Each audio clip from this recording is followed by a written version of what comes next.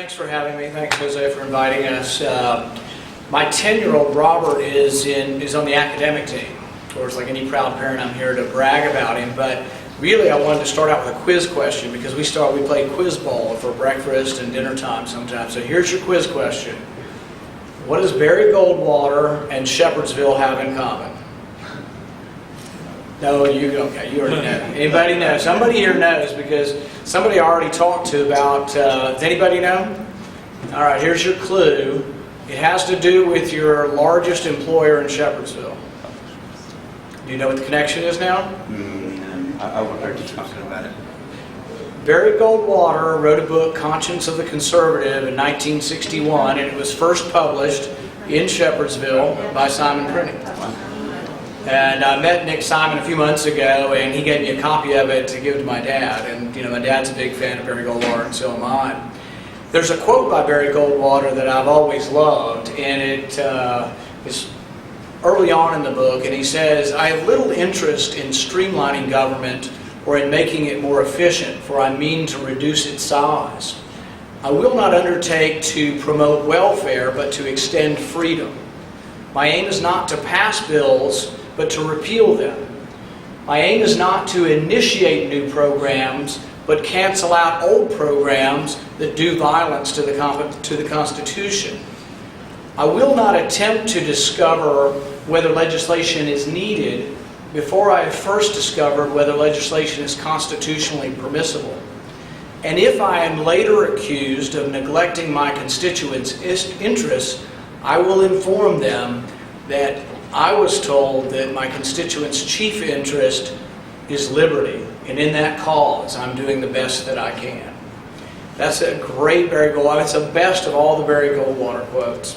And I think really sums it up, that it was an attitude of the way we looked at it, and some people in this room might have gotten started at that time in politics. A lot of people did. It was one of the first races my dad was involved with. It was also the first race I think Hillary Clinton was involved with, but I don't know what happened there. But from Barry Goldwater, you go on to one of the early conventions. I think in '64 at the nominating convention, one of the most famous Ronald Reagan speeches is the 1964 nominating speech. I first met Ronald Reagan in 1976. I was a kid, and we had gone to Kansas City to the Republican National Convention. And it's funny nowadays because people will sometimes come up to me and they'll say, "You remember Reagan's 11th commandment, don't you?" Well, yeah, but what do you mean by that? It's like, because if you were at the convention in 1976, it was a raucous affair. I mean, it was almost evenly divided. Somebody talked earlier about there's been dissension sometimes within the party here. The party's always had that. And some for bad and some for good. Part of the good in a primary is to try to distinguish who can represent our message, who believes in our message, and who can present it best and win in the fall. There's always been a little bit of it. In 1976 at the convention, it was almost evenly divided. It went down to the final ballots to decide who. I'll never forget looking down from the gallery and seeing Nelson Rockefeller, a billionaire, wrestling with somebody over a phone on the floor.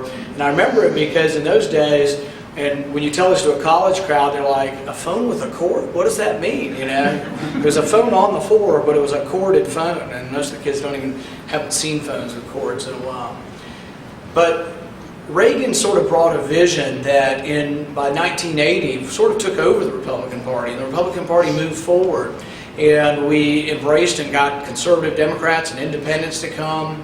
Not because we tried to become like the Democrats or become the Democrats light, but because he had a vision. He had a way of presenting his message, and he was an amazing articulator of the message. One of his speeches back in 1978, and this is when he came to our hometown to campaign for my father, there's a story in there that just always has rung true with me. We talk about, and people will ask me in question and answer, well, will it be too late by the time you could even get there in 2010 to repeal and reverse some of these things? And Reagan said, well, yeah, it's pretty uncommon. It's pretty uncommon to ever get rid of any programs. He said, I'll give you an example.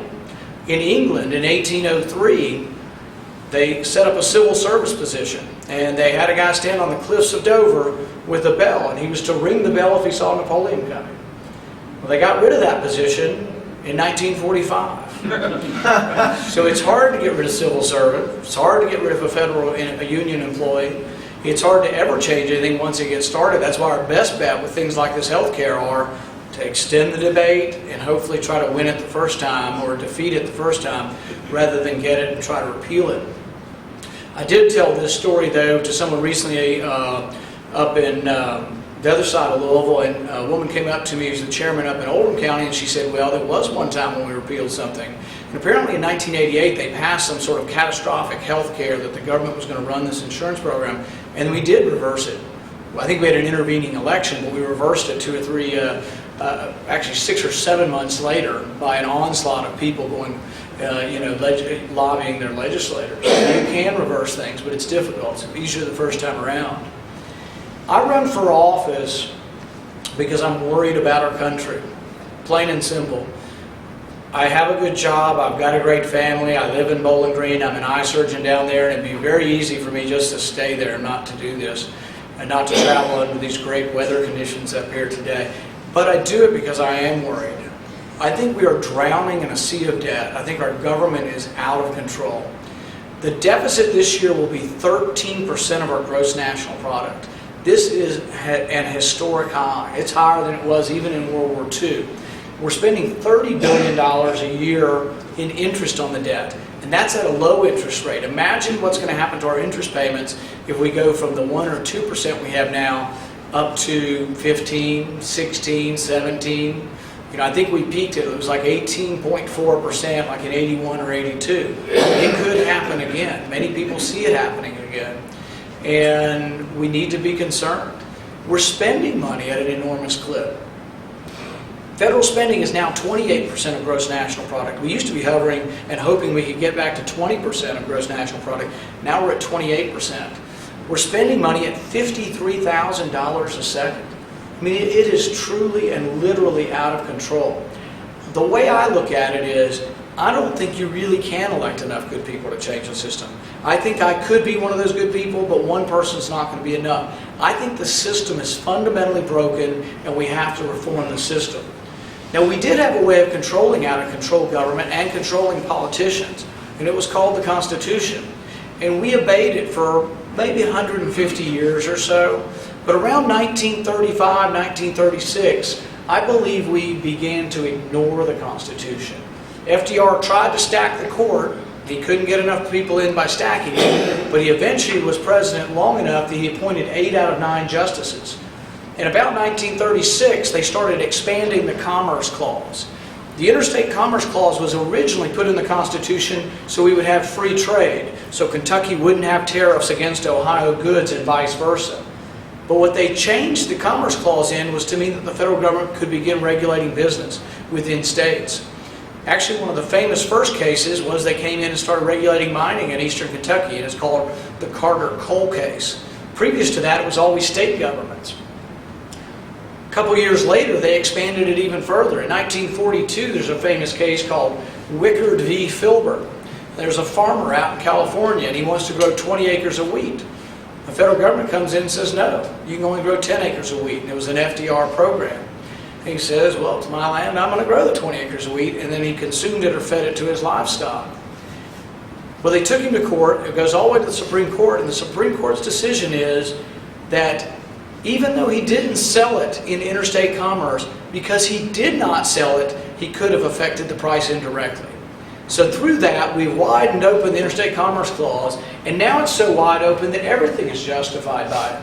They asked Nancy Pelosi the other day about the health care bill, and she said, they asked her, what's the constitutional justification? And Nancy Pelosi kind of looked harried, and her eyes looked like deer in the headlights, and she finally said, the Commerce Clause.